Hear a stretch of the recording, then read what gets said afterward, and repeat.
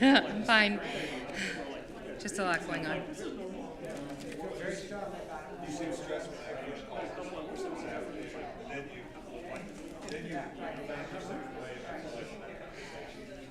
Yeah. It's just, this is a hard time of year for me. You know what I mean? Like, there's just so much going on. And then I'll tell you some other things that are happening when I don't feel like I potentially am being recorded. But, like, it's just a lot. Right now, my father-in-law's having major back surgery. Like, my mother-in-law can't. It's just a lot, right? Like, am I fine? Yes. It's just juggling a lot of things. It's fine. It's fine. Everything's fine.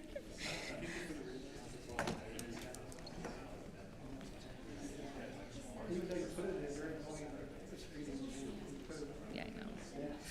I know. It sucks. You smell? Well, apparently everyone else didn't want to come sit next to me. I'm starting to get a little complex. Showered yesterday and... You want me to sit by you? Will that make you feel better? Oh, here goes Brandon. All right. Oh. Well, we also, like, Was I there. supposed to? Why is there a scissor lift Oh, in no. the? I In brought him the up yesterday. well, and there's a scissor lift, like, blocking all the parking spots. Sorry, Mayor. I just got here because it makes you feel any better. Oh, goodness. It being 5:30, I'll call this meeting of the Village Board of Trustees to order. If everyone would please stand for a moment of silent prayer or reflection, and then remain standing for the Pledge of Allegiance.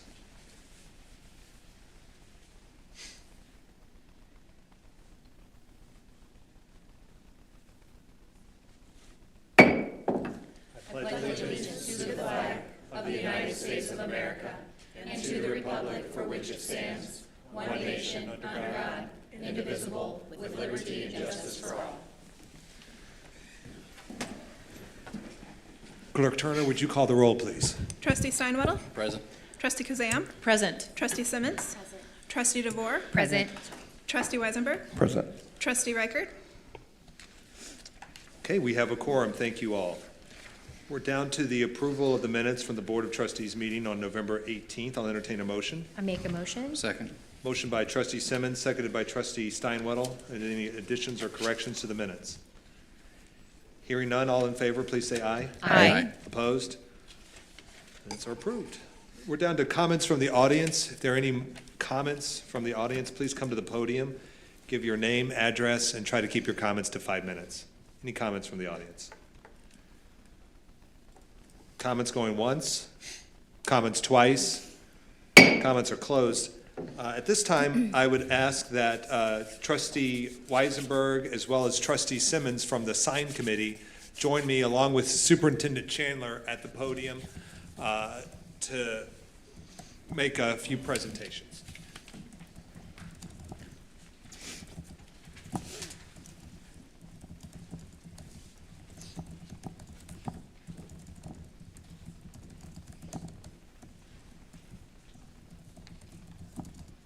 Okay, well, I wanted to first acknowledge the Pitzel family here this evening. I really appreciate everyone coming out to the Village Board meeting, something that our former mayor, Ray Pitzel, had spent 28 years coming to.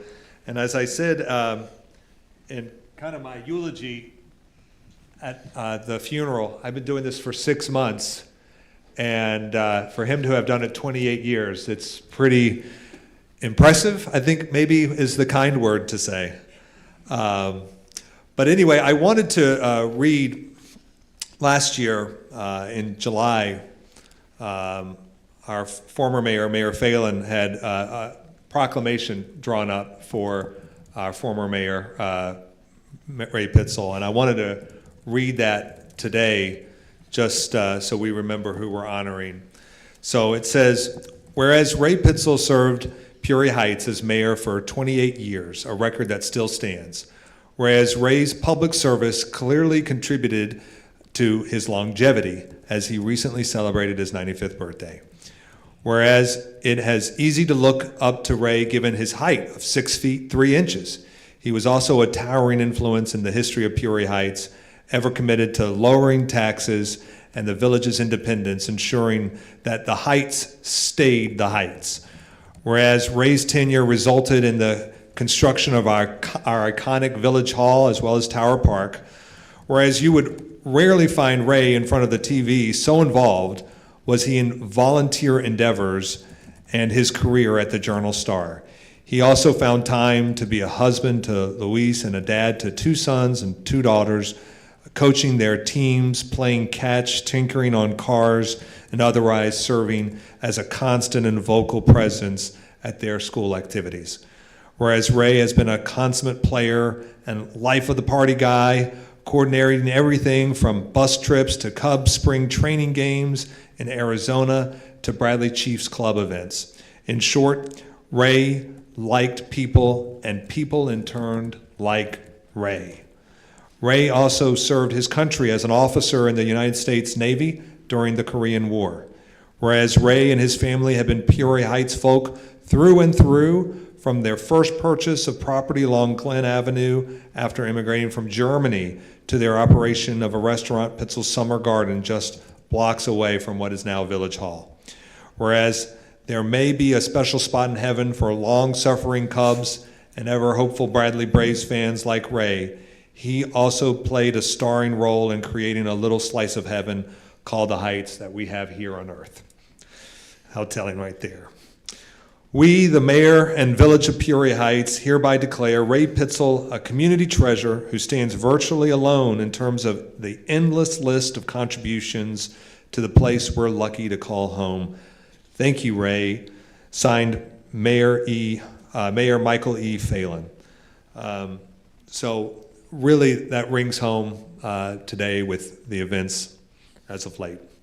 So in order to figure out how to honor our longest serving mayor and a person, again, who changed the face of what the village of Peoria Heights is, I asked the sign committee, Trustee Weisenberg as well as Trustee Simmons, to plan a dedication of a sign so that we could dedicate a street to our longest serving mayor and just complete cheerleader for the Peoria Heights community. So I would now invite the family to come up so that we can present the honorary signs to them.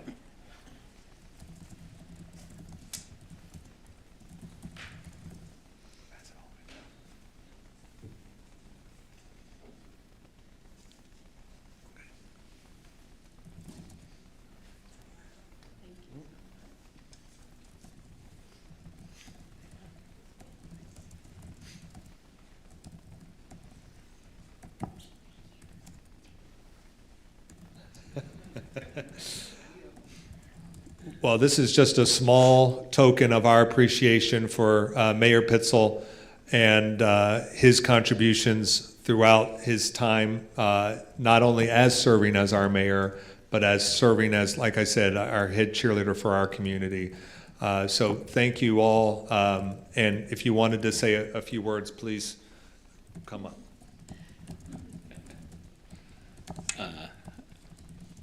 Yeah, I don't really have anything planned, but thank you, thank the village board, thank the sign committee, Mayor Wayton, and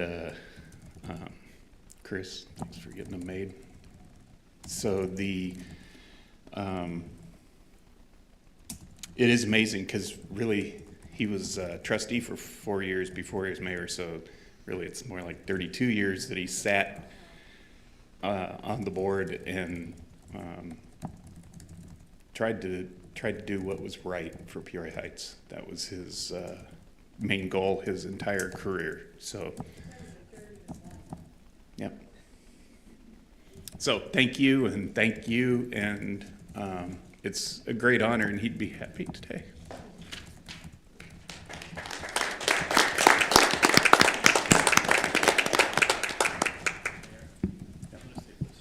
Yeah. So what we'll do is I'll ask the family and our representatives on the sign committee to find a mutually agreeable time along with Superintendent Chandler, maybe once we get some of the snow out of the way, that we can have the official unveiling of the corner from Prospect and Cyberling all the way down Cyber Lane as well. But we'll have our official unveiling right there on Prospect. So probably have to close a lane there so we can get that done. But at the sign committee, and Superintendent Chandler will reach out and we'll find an agreeable time that works best for the family to do that. So thank you all very much. And before you go, one other thing. I was going to say, we do have to run out, and I don't want to make it seem like we're just running away. We all have. This is another engagement. This is another thing that we found here as well. This is Ray Pitzel Senior, class of 43. So we thought we'd send you on your way with this too.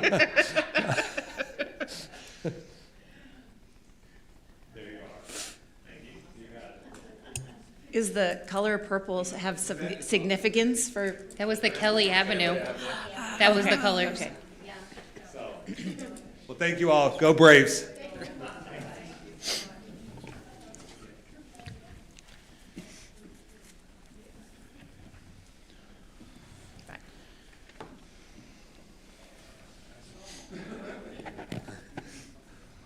Okay. Well, again, thank you, Sign Committee, for all your work on that Thank as you, well. Mayor. And of course, Superintendent.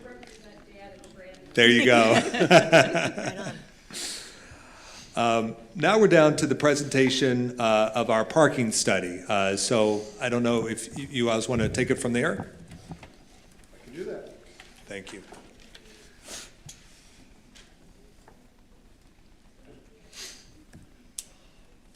And just quickly for those watching at home, what we'll do, what we'll ask if this is okay, is we'll put the, because our camera's not going to be able to pick this up the way it's presented, we'll ask for this presentation, we'll put it on our website so that the viewers at home can see it.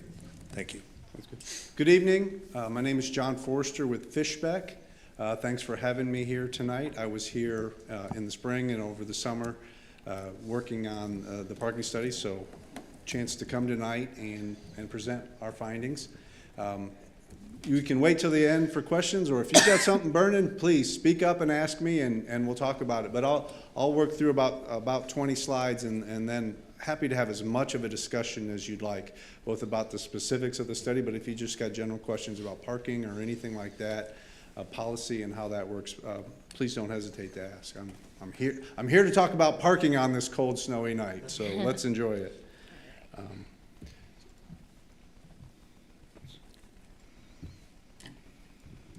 There we go. So the tasks were to measure parking supply and demand for downtown Prospect Road area. It was really focused along that, to gather input from the community, to look at policies and how well that's serving the patrons, to coordinate with some of the other planning initiatives you have, the Prospect Road Plan, your zoning update, look at alternative transportation options, and plan for future needs.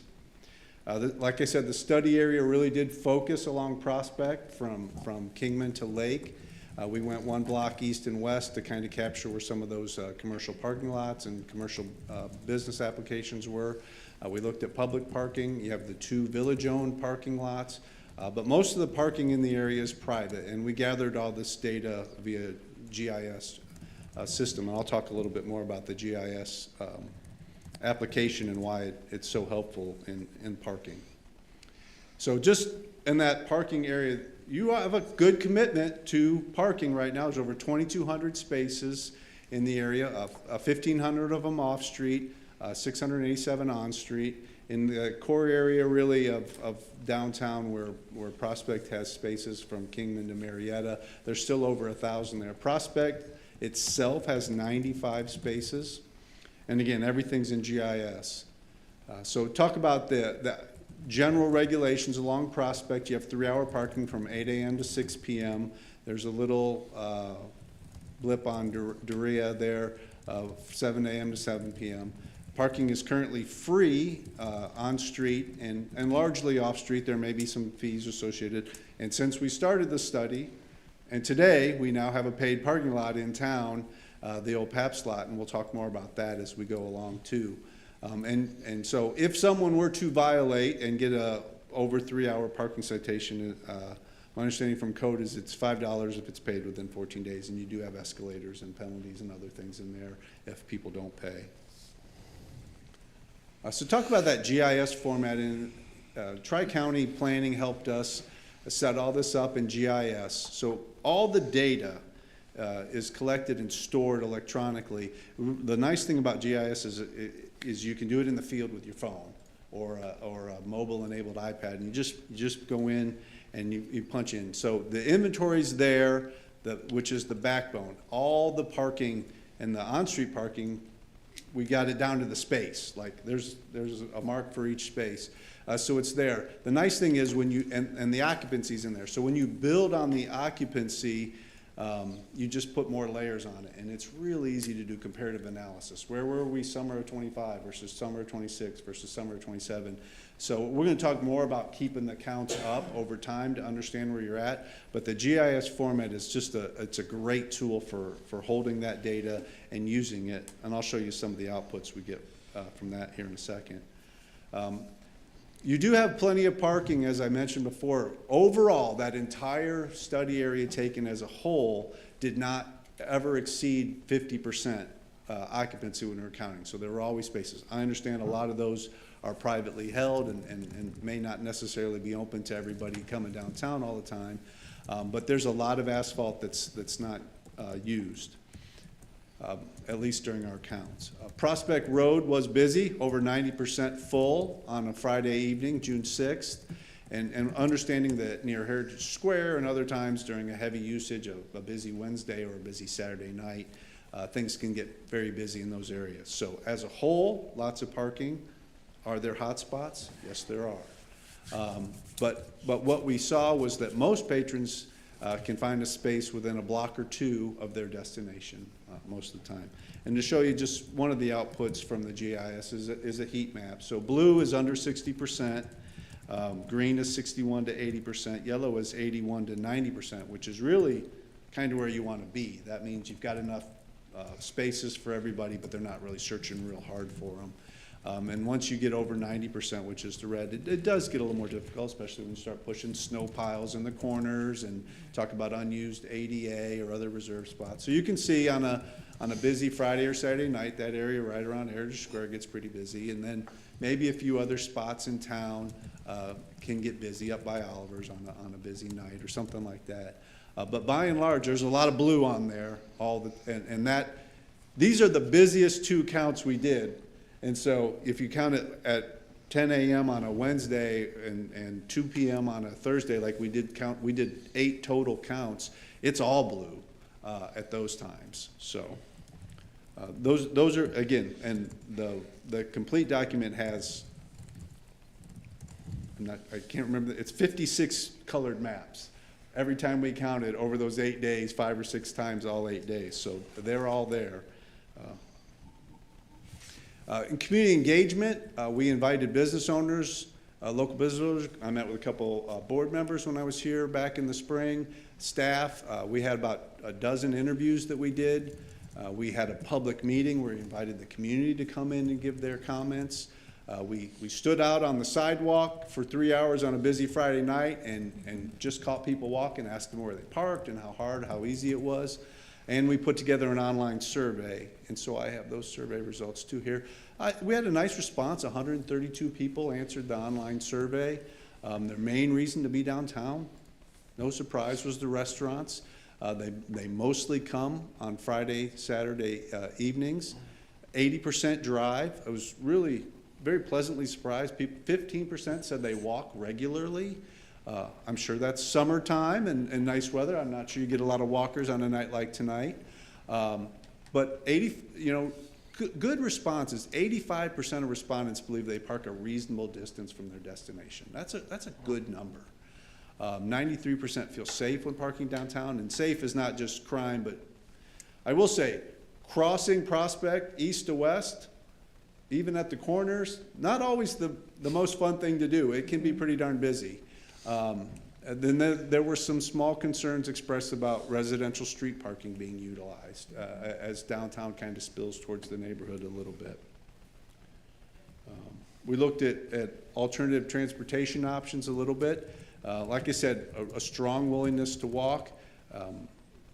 Biking use was a little lower, but as we'll talk a little further on, the willingness to bike into town and use the greenway was quite high. A lot of people said they do that.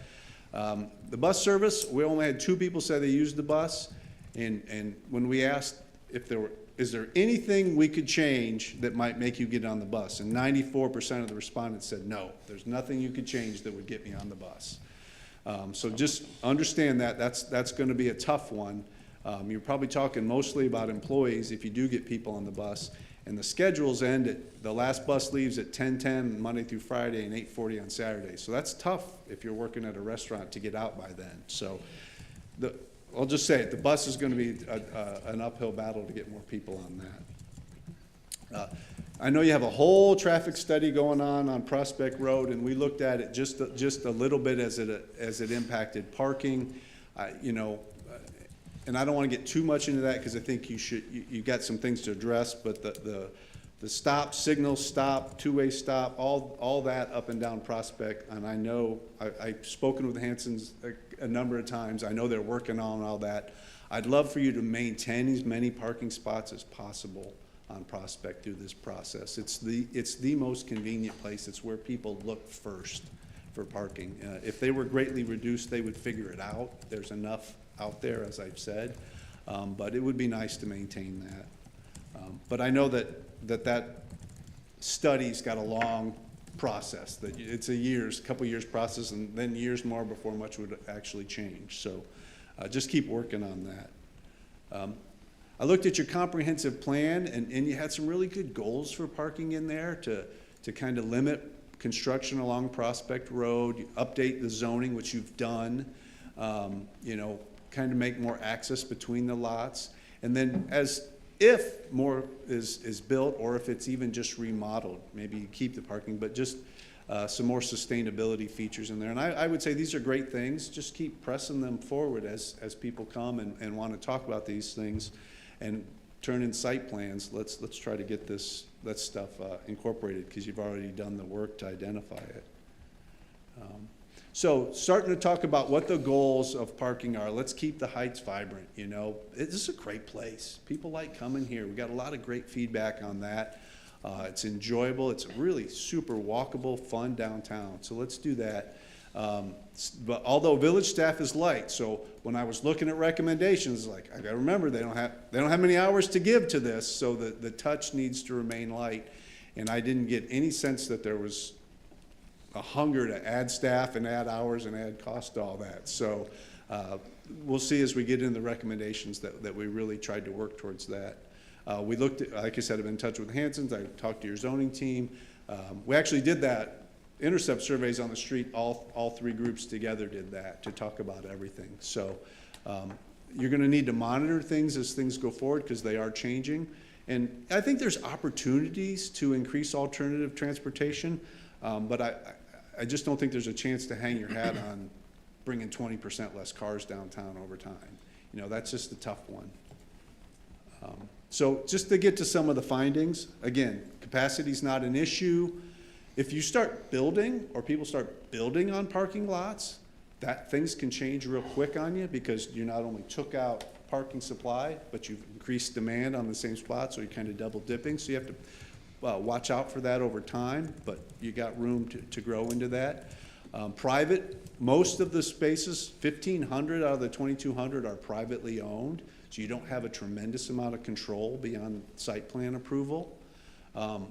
However, with paid parking and some other things, some people who just have signs up that say park here, and will tell you, if a market develops a little bit, then there's the opportunity to bring some of those people bring some more parking available into the public realm.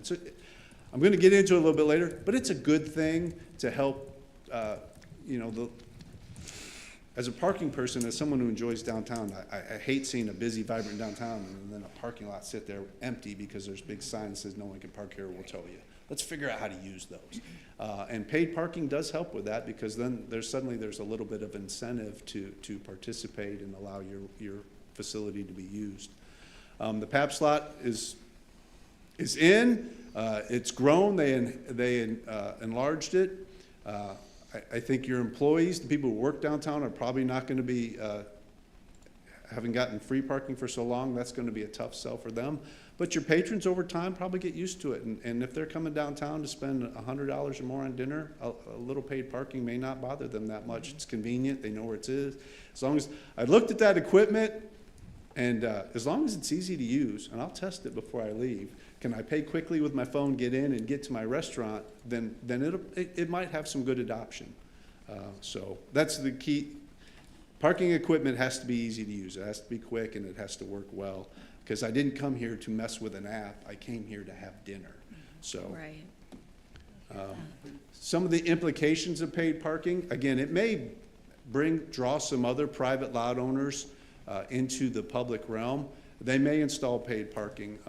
They may put up signs, then get more protective of their parking. But really, the third one is what we hope for, is they allow more public use of their lots. They may want to define the terms. If they're a daytime business, they may say, I don't want anybody in here till after 5. But after 5, I'm okay with that.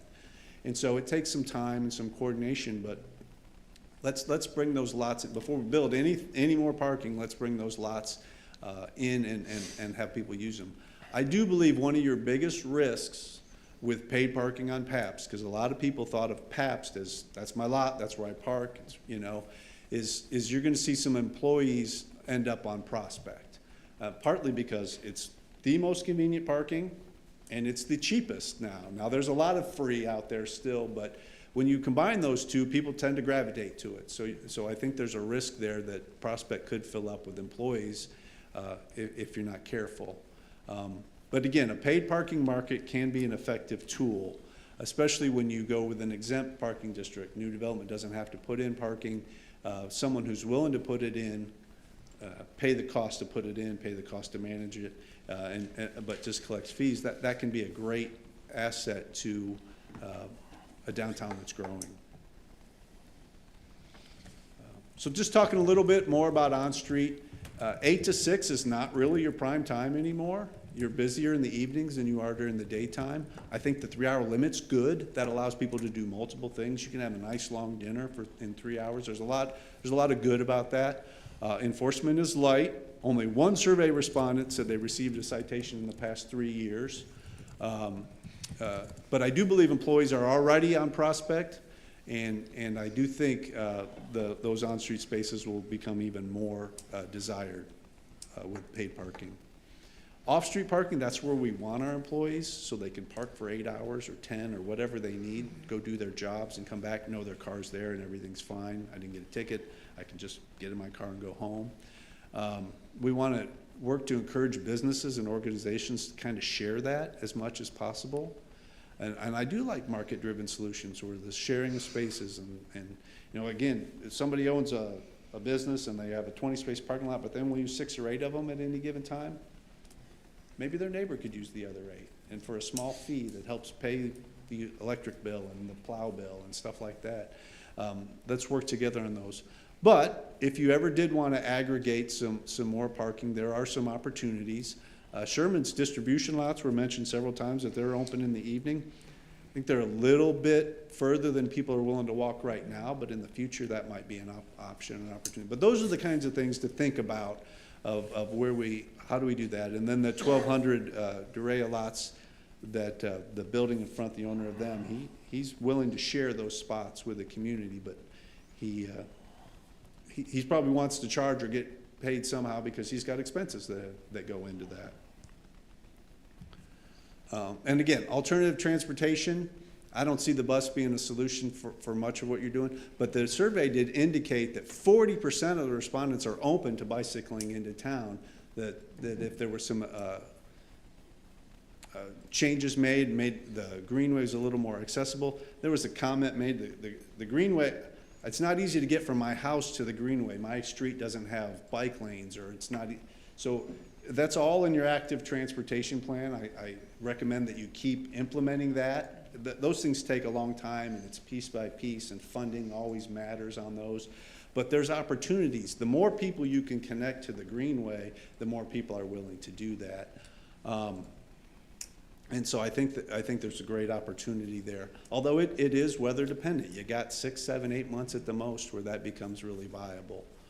I would say, encourage private parking lot owners to put in EV charging stations where they can. That's a revenue enhancer for them. Maybe they can make a little bit more off that. So I'm always careful on EV charging, just because you can put in the infrastructure, and if it doesn't get used, then the village spent that money, and it goes underutilized. And we're learning how EV is going to work over time, and it's an odd number. 94% of people charge their EV at their home, and so they don't get a tremendous amount of use out. So a couple well-placed ones can do very well. But an overabundance of them can kind of sit there. So it is let's put one in, see how it goes. Oh, great, it's really busy, there's a demand, let's put another one in. And I think one of the things I was getting at earlier is this is a driving community, it's car dependent, and it will be for the foreseeable future. So let's promote these alternative transportation options, but let's not expect huge changes. So, some recommendations that we have. Adjust the on-street hours to 9 o'clock to match when you're busy, Monday through Saturday. I think you can give Sunday away. I think that's a give back to the community. That would require, updating your signage and going through and changing that. I do think it's important to enforce on-street parking. The 3-hour time limits, not heavy-handed, not every day, all day, nail everybody who's 3 minutes and 3 hours and 5 minutes, but every once in a while to do that so that the employees know this is not where I'm supposed to be, that I've got a spot over there that my employer set up for me, told me I could park in, and that's where I need to be. So in using license plate recognition technology and other things, I do think it'll be important. I don't think your employees are going to park in that PAB slot, and I know a lot of them did. So they're going to be on the street unless there's some opportunity to encourage them not to. Your citation fees, I think $5 is too low. That doesn't register in someone's brain. Oh, some people might even say $5 a day, I'm good. That's a fee I can live with. I do like to see some forgiveness, so I say the first one every year is free. Let people, I made a mistake. And then the second through sixth one, I think $15 feels about right for where you want to be. And if someone's just a habitual offender, then as they get higher, then let's let them know this is not where you're supposed to be, or you take advantage of this situation far too often. And then no parking fine. I think it was 2006 was the last time you adjusted parking fees in the zoning code. So it's probably time to look at that again, just from an inflationary standpoint. It costs you more than $5 to write a ticket, so. Yeah, it does. Some further on-street recommendations. Again, I'd like to see you maintain spaces on Prospect as much as possible, although it's really exciting to get those ADA spaces that Hanson's looking at that conform with the PRORAG, the public right-of-way requirements. So that'll be really interesting to see if you can do that over time and really increase accessibility for those who it's not as easy to move around. I love the parklets as long as the parking occupancy and the safety needs are met. I think keep them. They really add to the vibrancy of your town. You do need to monitor the side streets for encroachment. I personally don't think a couple vehicles or even 10 on a residential street for an hour and a half or 2 hours on a Saturday night are that big of a deal. But that's for your community to kind of work through and see. It's not a bar town. You're not going to have someone leave their McDonald's bags in your yard at 1:30 in the morning and make a ton of noise, parked in front of your house for a couple hours on a nice night. It's a different thing, but again, you have to monitor that over time and see how that comes out. I think it's time to add some 15-minute drop-off zones on each side of Prospect, and I do think that's let's put one on the east side, one on the west side, see how it works, see if there's demand there. Do we need more? Either on Duray or Cyberling is a great location for those. But just an opportunity for people to get in and out, or DoorDash to pick up. I saw the DoorDash person here when I was in town in the spring, just to get in and out. Again, alternative transportation. you know, the Greenway comes through at Marietta and it crosses the street there. And that's really not a great access to downtown. You do have, the Greenway touches on Peoria there, and that seems awesome. It's up on the hill still, and if you got off the Greenway there, say there were some bike racks and even maybe a small trailhead there, then you could walk right into downtown a block, and you're really right there in the middle of where you want to be. I think there's an opportunity to enhance that a little bit.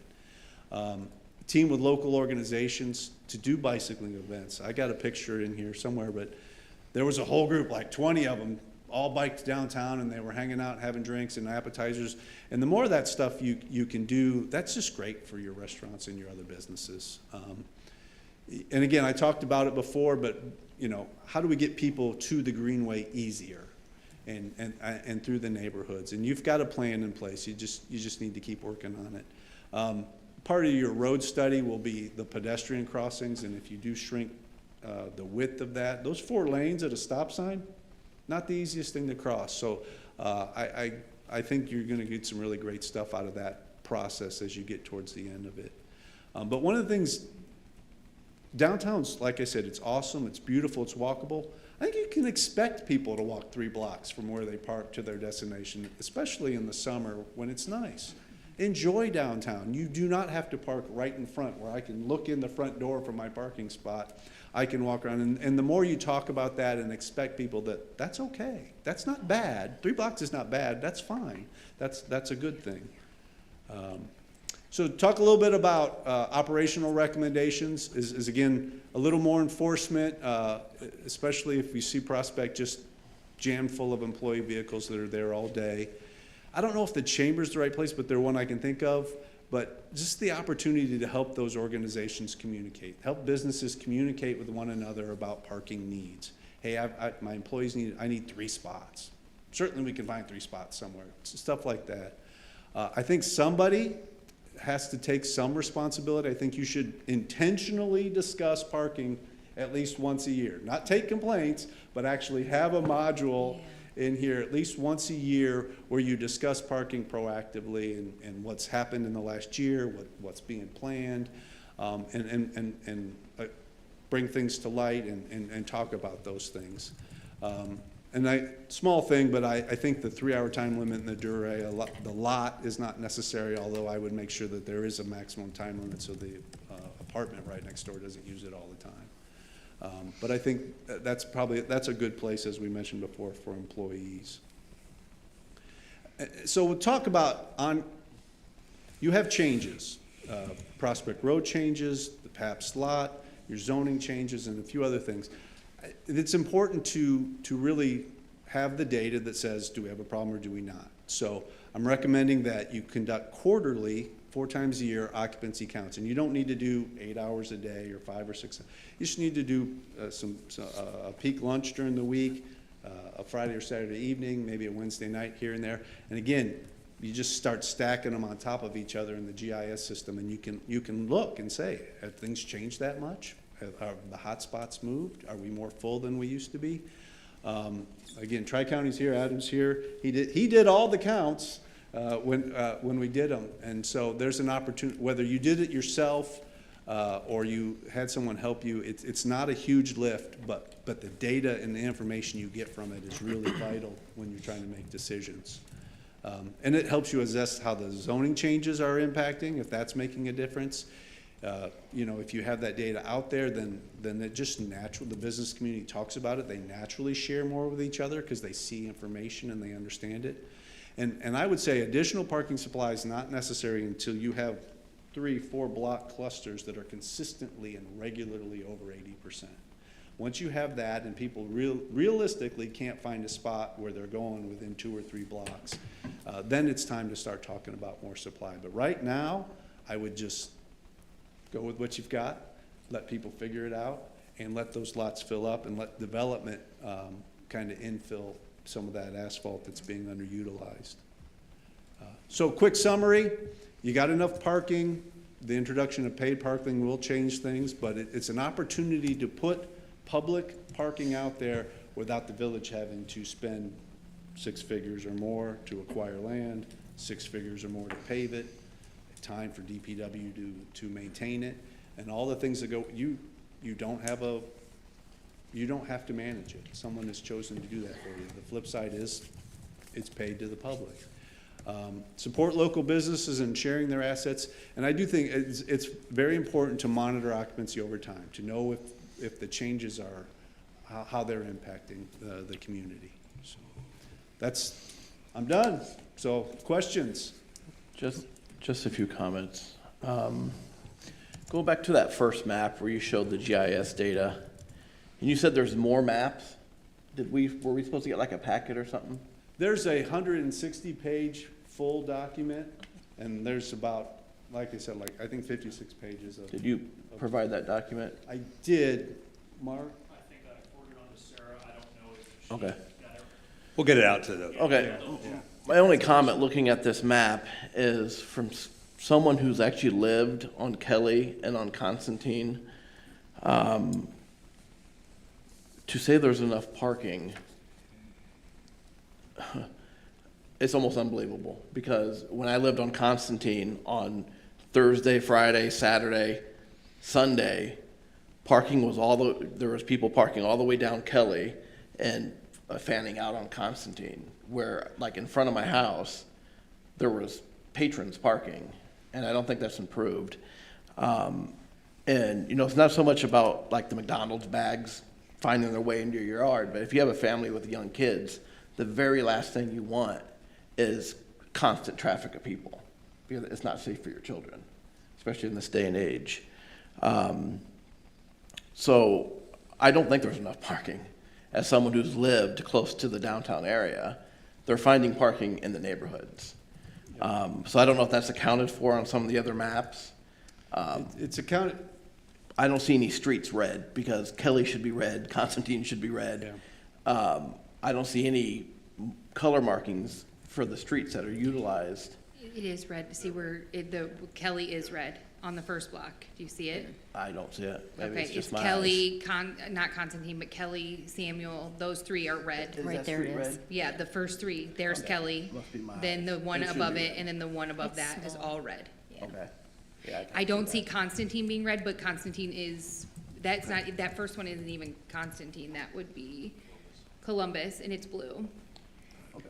I would say if you, as a community, decided that you did not want any customers, patrons, parking in front of your residential homes, and you put in say a residential parking permit program where you had to have a sticker to park there or you get ticketed, that would change the dynamics of things. But that's a decision that you would have to make as a community, that we want to force people Right. away from this. And now that I know that the streets are red, sorry, I can't see that. It's just, you say people don't mind walking a couple blocks. Well, looking at this map with the residential streets red and so much of the available parking blue, they're kind of telling us that they don't want to walk. Otherwise, the streets would be blue and the additional parking lots would be. Sure, people are red. going to park as close as they can. Right. Do they mind walking 3 blocks if that's the closest spot? A large portion of them don't, but yeah, people are going to park as close as they possibly can. People are going to take the path of least resistance. That's right. Right. No, I agree. 100%. I mean, that's a great point of discussion that I think you should have is, Right. are we willing to the on-street spaces in the neighborhood, they're there, they've been created, they've been paid for, they get plowed, there's no additional cost to Right. letting patrons use those. Right. The question is, do you want them to? Right. I just know, one of our strategies, along with having enough parking, is also being family friendly. And I can only speak for myself, but, having young children, which I don't have anymore, the idea of having my children playing in the yard and random people constantly parking in front of my yard, I don't feel comfortable with that, especially in this day and age. Well, I would agree with Trustee Weisenberg. One of the main complaints I hear from residential property owners in that neighborhood is parking issues. I don't know if you brought that into this study, was our residential density. We're one of the highest, we have one of the highest residential density. We're at, I think, 2,300 people per square mile, a little bit more than that. And so we have shared driveways, we have on-street parking.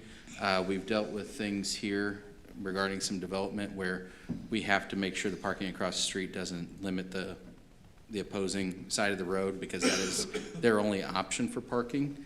And what I'm seeing, you know, my fiance has a business on Prospect with private parking behind her, and we knew that the arms went down on that paid parking, not because we saw the arms down, but because her spots behind her business immediately filled up.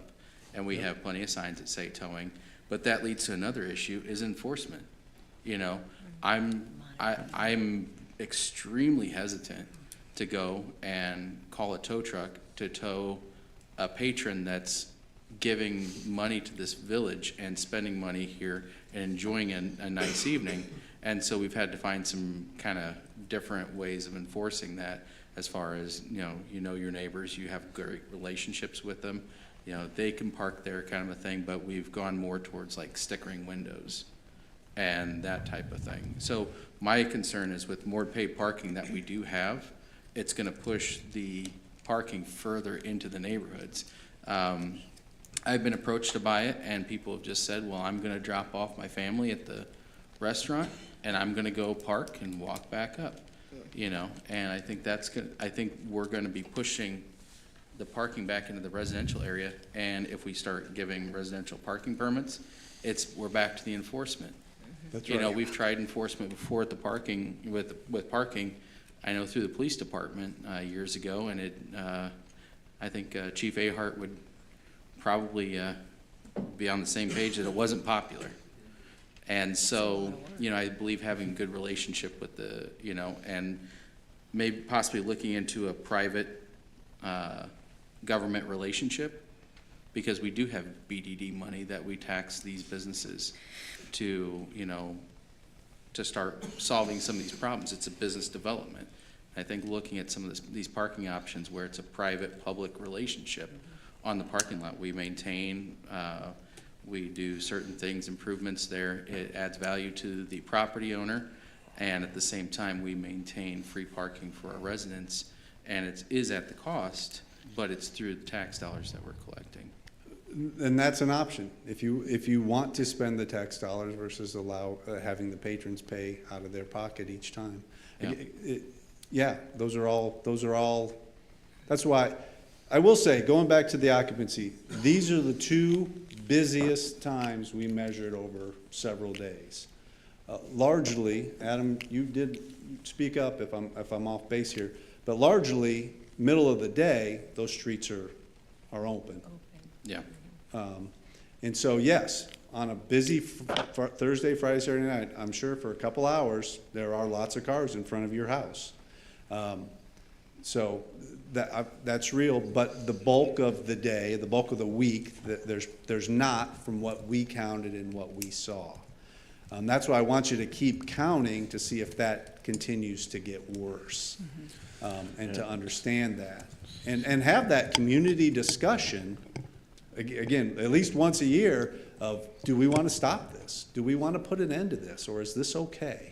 Something that might skew the numbers is like most of our restaurants are closed on Monday and Tuesdays. So if you're taking averages, that's going to skew things. And besides needing glasses, because I can't see that, I've lived in the Heights since '91, and I didn't realize we had parking restrictions on Prospect. Like, I didn't know that. You Maybe mean I'm like the only an one. hourly requirement, like an hourly? Yeah, I never knew we did. And how do we enforce that? Or do we? I mean, do we go, oh, this car's been here? Well, we used to have a parking enforcement young lady Okay. who would take care of that, and she would walk the streets, chuck the tires, and she would come back 3 hours later and Really? yeah. That one way, the wayside, like Trustee Simon, a lot of the business owners and patrons were not happy when they were getting citations, so we would spend half our day fighting with business owners, patrons, why they got ticketed and they moved and blah blah blah. So, but yeah, it's been that way. Wow. Since I've been here in '99. Well, you pointed out another very unique, first of all, we just want to thank you so much, because this is informative, and we want to thank Tri-County, who has been an amazing partner with the Village of Peoria Heights and made this possible and paid for this study, which is important for us all to have the information to decide how to move forward to help rectify these problems that are very serious concerns to everyone. But another unique challenge in our community is with these wonderful restaurants we have. The buildings are old. They don't have parking lots behind them, even enough parking spaces for their employees in a lot of cases. It just was constructed that way, you know, so many years Sure, ago. So, it's just another challenge that we're facing, and I wonder where a lot of these employees park. I know my husband rents in a building along Prospect that used to be a restaurant, it's now a bank, and they are very coveted. I mean, there are 2 spaces back there, and if I even pull up for 15 minutes, I mean, we have a very good relationship, but, you know, people get really upset. So there's limited space with business owners as well. Yeah, so from, going back from a raw number standpoint, you have lots of spaces. And I think that communication between business owners is probably gonna have to ramp up. When you're all blue, you can get away with not writing citations because somebody will find a spot somewhere. As this gets more green and yellow over time, you won't have a choice but to have to enforce. And the businesses at that point they won't be as angry with you. They'll be a little more thankful that you're clearing out the spaces so their patrons can get to them.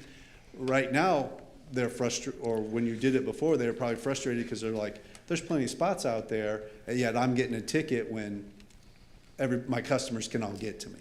Once their customers can't get to them, then they're gonna be calling and say, hey, you can get out here and write some tickets.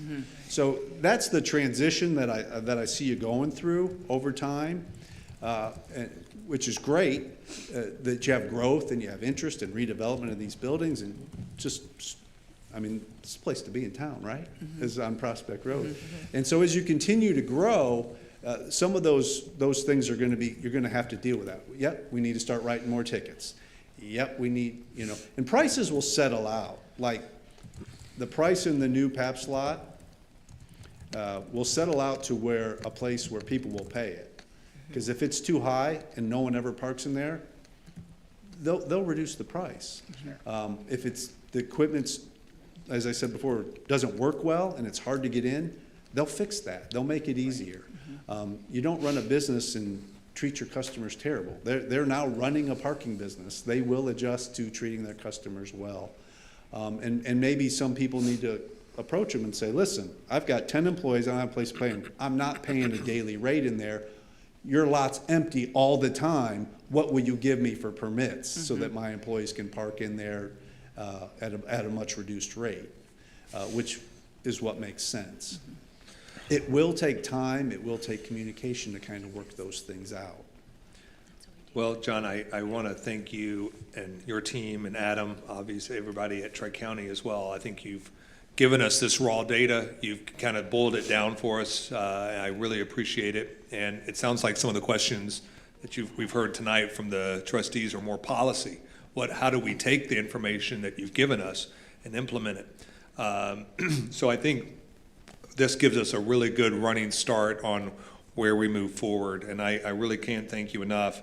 And you've kind of spun it really well with your summary and as well as some of your responses tonight is, do we let the market, as we have it now, work its way, or do we collectively as a board engage in that market and subsidize parking for the people that are dining out in our or utilizing some of our businesses downtown? So a lot to think about, but I think I speak for the board, and I really do appreciate you coming in and preparing this study for us. Thank you. Any other questions? Any other policy? Oh, sorry. I do have a couple questions for you. Sure. Of the parking spots that you listed, how many of those were residential?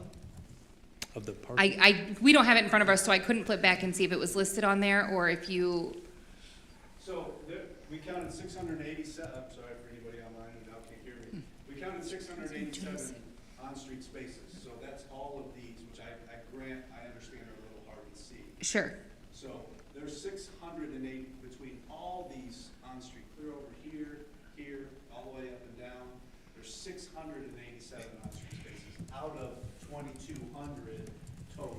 Would you say that that went like 2 blocks away on either side, east and west from Prospect? We stopped, is this Columbus? Yeah. Yep. We stopped here. Yeah. And then we stopped here. I mean, there's nobody down in here because there's not that much to go to. Right. So part of the 687 does sit down in there, but there's blue lines here, all the way up there, and then over to 20. And that doesn't include the on-street parking down Prospect. It does. The It does. 687 does. Prospect, Okay. from, I think, Marietta, there's nothing south on Prospect. From Marietta up, there's 95 total spots. Okay, so 95 of those How are. many had maybe 18 had parklets in them this summer, something like that? What's a parklet? What's a parklet? Those are the street seats. Oh, Yeah. How many? 13. Okay. It's a pretty small number. It wasn't a huge number, but there were some. okay, and then do you feel that our parking, like the open parking is well identified? So if you were not from here, you come into town, you're looking for parking, do you feel that if we had more signs directing people towards some of these lots that are off of Prospect and that are available to be parked in, it'd be more beneficial than to keep people, so people didn't just automatically turn to the residential streets? Or how do we combat like that problem of people who don't live here knowing like where the available parking is without just immediately turning to a residential street? I actually, on the intercepts, when we were talking to them, I ran into two people who said, I've never been here before in my life, this is my first time. And they found parking, this is Duray, right? Yeah. Both parked right up in here, and they found it. People are gonna go, so people not from the area are gonna come down Prospect, and when they see it's full, they're naturally gonna turn one side or another. The question of whether you should put up a public sign that points people to the VAPS lot, that's private business now, and they're charging. Right. Can you put up a village sign that says public parking this way? Or even paid parking this way. But you might allow them to do it. If they came and petitioned you for Right. that. But people they're gonna flow to either side. You have your one lot here that you own, and you have signs here and here that tell you that it's there. I don't think a lot of people actually see those. You can make them huge, and I don't think a lot of people are gonna see those. Okay. It's just that they don't. They're gonna turn down the streets, and when they get to here, and it's blue, here, they're gonna stop and pull over. And that's what they're gonna do. And your employees need to be off these streets in the first half block back. They need to be in the half slot, or they need to be in this lot, or your city lot, or even in Oliver's back lot, which I'm not sure ever filled up, did it have? No. Some of those places so that those people you're talking about can get in here. And that's why I started talking about enforcement. If the employees think, I'll never get a ticket in a 3-hour zone, they'll park. Right. And you say, I can't, they're just gonna do it. You can't stop them unless you put something out there that tells them that they can't do this. Adam, did you have something?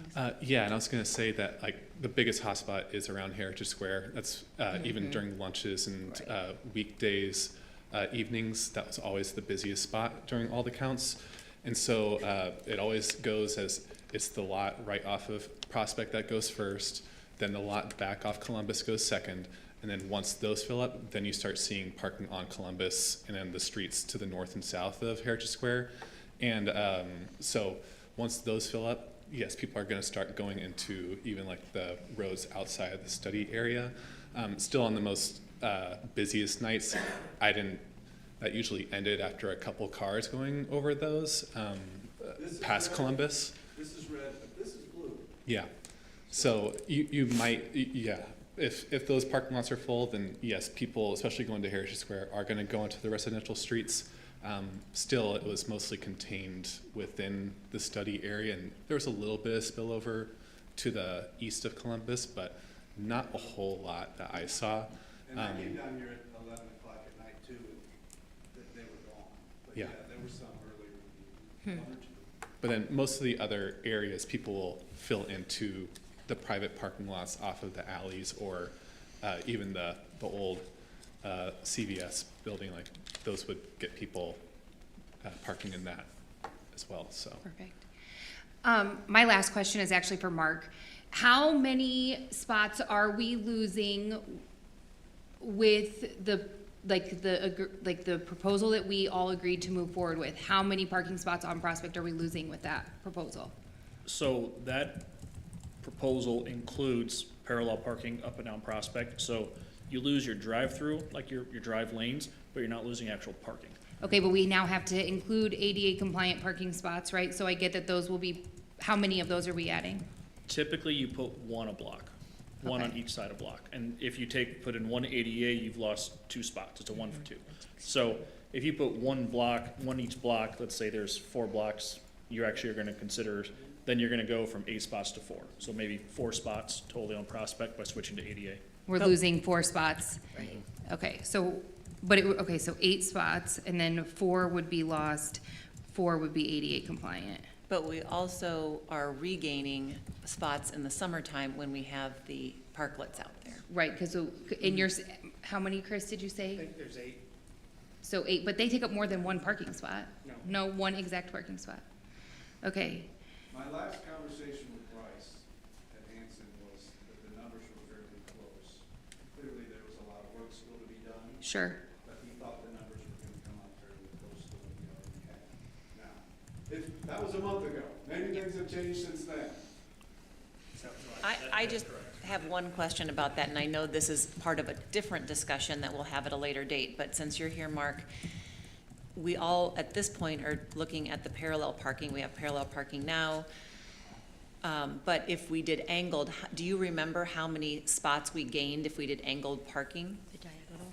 Yeah, yeah. I think we gained around an extra 10 or 15 plus, but the biggest concern with that is when you're doing that, now you're starting to, you're starting to get rid of, the parallel only is about 8 foot. Parallel or angled is around 16 foot Okay. on length. So you get more spots, but now you're cutting back into the sidewalk. Okay, And so I think the big conversation there was angled seems nice, but if we can figure out any way to figure out the parking and not take away sidewalk, that would be best for pedestrians and patrons. But also if we're dropping to 3 lanes and we have angled parking, now you're stopping traffic every time someone needs to pull out, which is already a concern for some of the trustees that we would be going down to 3 lanes. So I feel like Yeah, that is just not an In option. general, it is quicker to get in and out of parallel parking if you know what you're doing, don't get me wrong.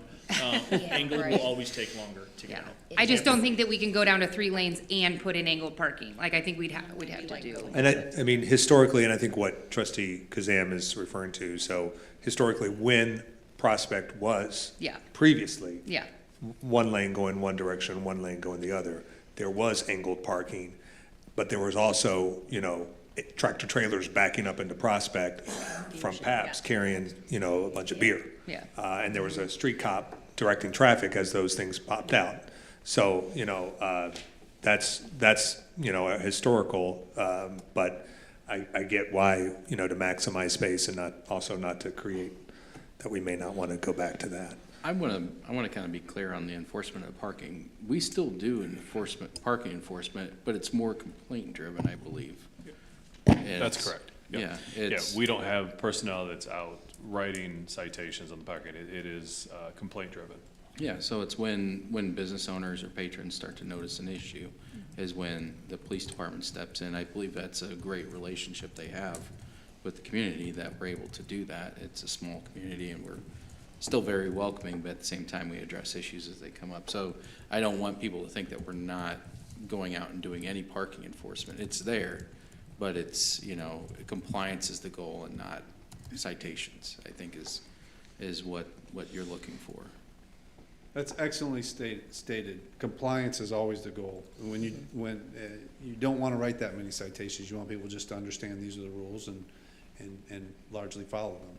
And so, but you have to get there, you have to write a few tickets, but you'll get there fairly quickly if it's consistent. Again, I'm not talking about all day, every day, overbearing, but once in a while, because if you're not doing regular enforcement, if you're only responding to complaints, I would say most of the employees are pretty sure they can park 8 hours on Prospect on any given day and get away with it. and probably get away with it. Yeah. There's some business owners that park on Prospect. Or sometimes the business owners are almost worse than the employees. Thank you, John. Any other questions from the board? No. Okay. And so this, I think, like Mark was alluding to, we do have this data, we have this presentation. Okay. And we'll try to get that up on, if that's okay, we'll get that up on our website so that the public can see your great work here today. Let me work with Mark, and we'll put together a little bit more on implementation and a checklist of things to do. Okay. It's in the larger 160-page document now, but we'll refine that just a bit more so that it's a little more clear as to, like, here's the things to do in order, and to answer that implementation question a little bit more. I appreciate you reading the room here. So, yeah. Because, again, my recognition that there's not a lot of people around to accomplish this, and I know the chief's not doing enforcement now, and you ask him to do enforcement, the first thing you say is, I don't have anybody assigned to that, and I don't have 3 or 4 extra people sitting around doing nothing. Yeah. So then you do start talking about, okay, is that a budget issue, and do I need to bring on extra staff, and how do we do that well? And so there's real discussions that revolve around it, and I tried to keep that, not bringing on extra staff as minimal as possible, but that is something that have to be looked at, so. If I may, I want to mention that having that discussion once a year is important as well, I think, instead of just taking complaints that you mentioned earlier. So keeping track of what our progress is. Yeah, as you all know, someone has to own it or not much will get done. Right. So the one piece of hard homework I'm giving you is assigning that to somebody to keep an eye on it and to bring it forth a couple times a year and in a big picture once a year to that meeting, whether that's internal, whether that's a trustee, or whether you hire someone to do it for you. If no one owns it, it won't really get done. Right, right. Yeah, I and agree just with to you, speak John. on that, Tri-County would be happy to have like an agreement with the village to do those 4 counts a year and then come present findings of if things have changed or if they have stayed the same. So that's always a relationship that can occur if Thank needed. you. That would be very valuable, in my opinion. Okay. Thank you. Any other questions? Okay. Thank you much, John, and thank you, Adam, as well. Thank you, Mark, for all your input on this and giving us a head start. So hearing no more on this, we'll continue to old business. Resolution 2025-19, a resolution of the Village of Peoria Heights authorizing an advisory question of public policy regarding approval of an agreement to pay the City of Peoria Fire Department for automatic aid to be placed on the ballot during the general election to be held on November the 3rd of 2026. Trustee Steinwaddle? Make a motion. Second. Okay, we have a motion by Trustee Steinwaddle, seconded by Trustee Kazam. Trustee Steinwaddle? Just make a motion to put this on the ballot, get some public input. This is a non-binding resolution regarding the fire department agreement with the City of Peoria for automatic aid and training. Any other comments or questions from the board on this? Mark, I really appreciate you putting this to writing for us to see, and I think it looks excellent. You really captured what we were saying, so thank you very much. You bet. And the county clerk will like it as well. That's what we want. That's what we want. So, hearing nothing further on this, Clerk Turner, would you call the roll? Trustee Steinwaddle? Aye. Trustee Kazam? Aye. Trustee Simmons? Aye. Trustee DeVore? Aye. Trustee Weisenberg? Aye. That motion carries. Excellent. Is there any new business to come before the board?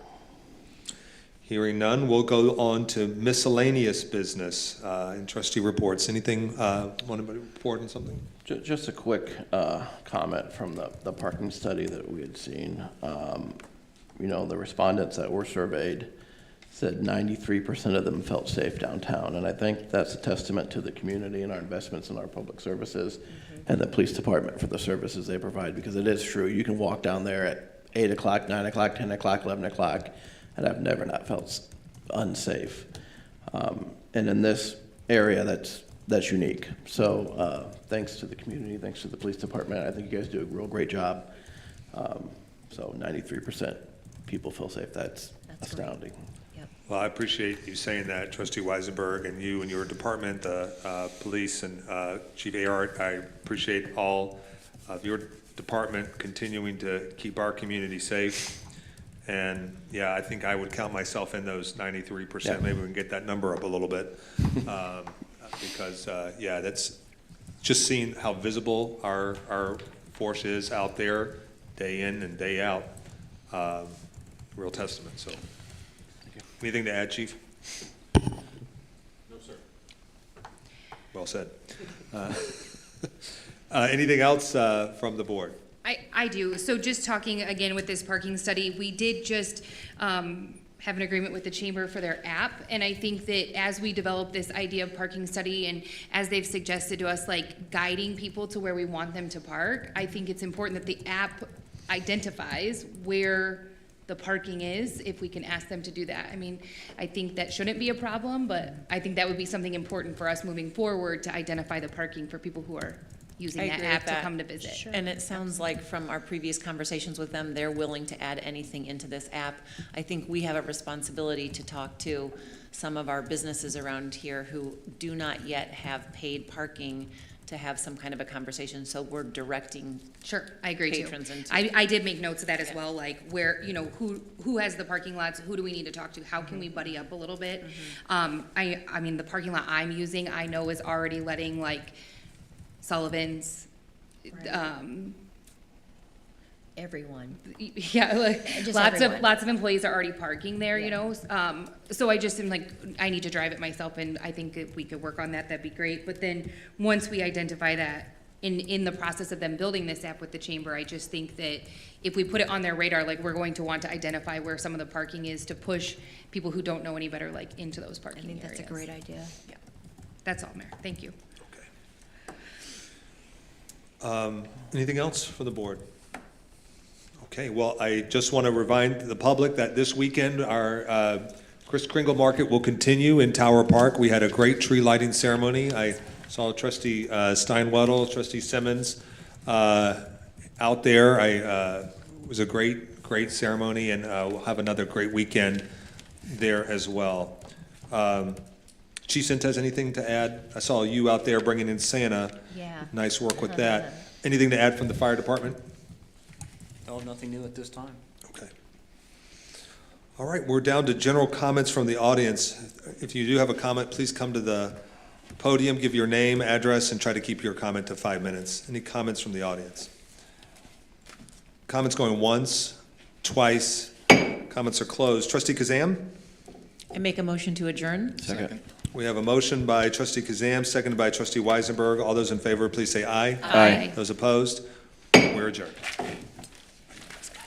Nicely done, guys.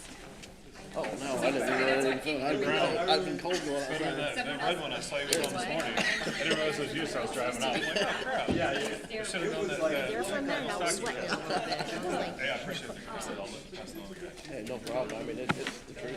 I know, I appreciate it. They're out there. It's good for them. Thank you. Appreciate it, sir. Yep. now we just need to.